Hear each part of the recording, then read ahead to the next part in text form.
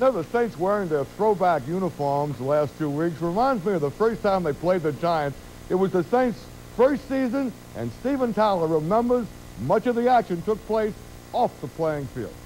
1967, a time when men were men, turf meant grass, clotheslining was still legal, and a domed stadium was something you'd only see on the Jetsons. Jim Garrison announced he had solved the Kennedy assassination, and Buddy D was a few diet barks closer to his playing weight. It was a different time.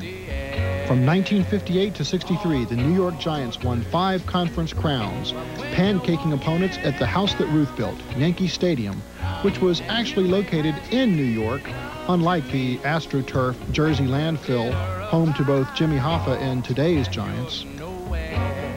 But by 1966, the once proud Empire Staters had slipped to a very un-Giant-like 1-12-1. A pro expansion team is like the Patsy your alma mater plays for homecoming. So the Gotham City faithful were licking their chops when the 0-3 expansion Saints limped into Yankee Stadium for their first ever encounter on October 8th, 1967. When you're on an expansion club now, there is a lot of people who take shots at players, so a line has to be drawn to make sure that the violence of the game is restricted to the playing field. On that playing field, the Saints, typically trailing, were driving downfield late in the game when Gary Quazzo pitched a sideline pass to receiver Tom Hall. Hall was tackled by Giant Greg Larson. Problem is, Larson wasn't in the game. The Giant center stopped sucking wind on the sidelines long enough to cold cock Hall with a vicious forearm shiver. It was well documented that Tommy Hall had been in the hospital for Wednesday, the previous week before the game, because of a cheap shot he took against the Cleveland Browns a week before. So when I went over there just to see if Tom Hall was all right, Larson had to lash out at me verbally, and subsequently I just put him on notice that I would be back. The Saints lost their 4th straight, and at game's end, Stonebreaker made a beeline for Larson, touching off a mammoth post-game brawl that would have made Jake LaMotta proud. If you visit Stoney's Rib Crib in Metairie, you'll witness a panorama of highlights from number 37's career. But photos of the incident in question are nowhere to be seen. You won't find pics of the brawl in the sports pages of the time either, and the venerable NFL films will not even divulge if footage of the fistfight exists, let alone let anyone see it.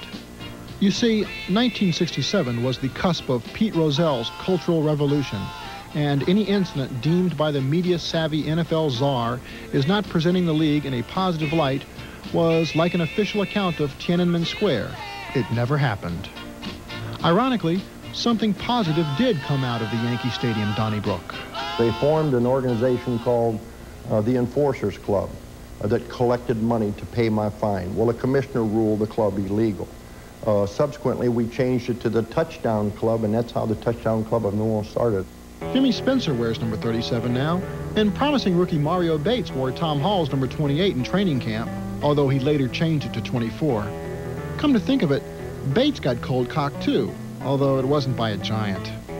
This is Steven Tyler for Hey Buddy D. All right, Steven, thank you very much.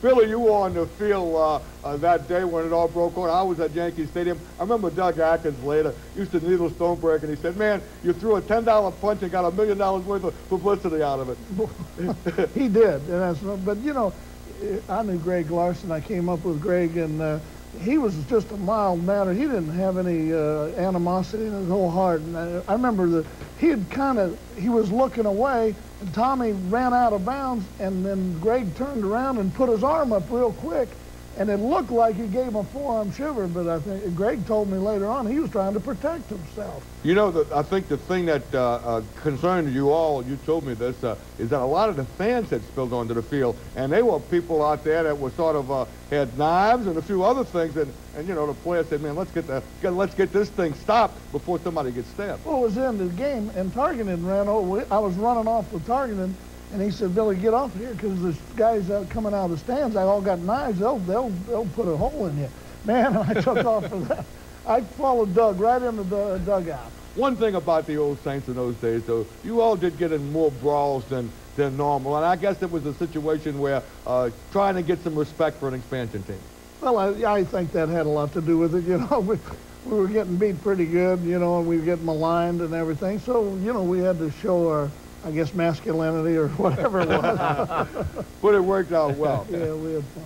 Okay, we'll continue with Hey Buddy D, but first, hey, I get to do my steel job. A nice cool swig of box, and you get paid for it. Hey, it's a license to steal. More on Hey Buddy D after this.